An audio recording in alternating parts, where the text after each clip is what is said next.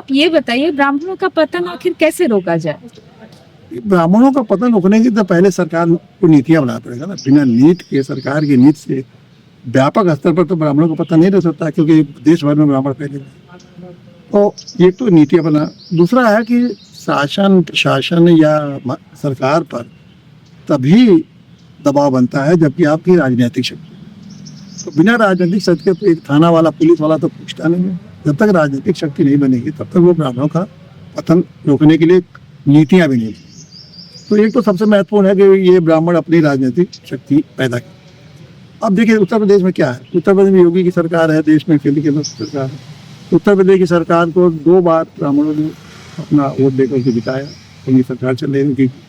केंद्र में 3 बार योगी जी की, मोदी जी की सरकार चल रही है, ब्राह्मणों ने जिताया। अब देखो कभी भी चाहे उत्तर प्रदेश की सरकार या केंद्र की सरकार ने कोई ब्राह्मणों के लिए कोई नीति बनाई है जैसे कि उनका पतन रोका जाए। पतन रोकने के लिए उन पतन के कारणों को पता लगा के और उनका निराकरण करना है, इसको कहते हैं ना कि उसका कैसे निराकरण किया जाए। तो ऐसा तो मैं नहीं समझता कि इन लोगों ने किया है।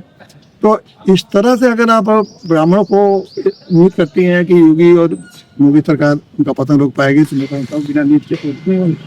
लेकिन एक सबसे मजेदार बात ही करा आपको, योगी जी तो ब्राह्मणों गाँव में शराब की दुकान खोल रहे हैं और वो शराबी सारे ब्राह्मणों को शराबी बना रहे हैं।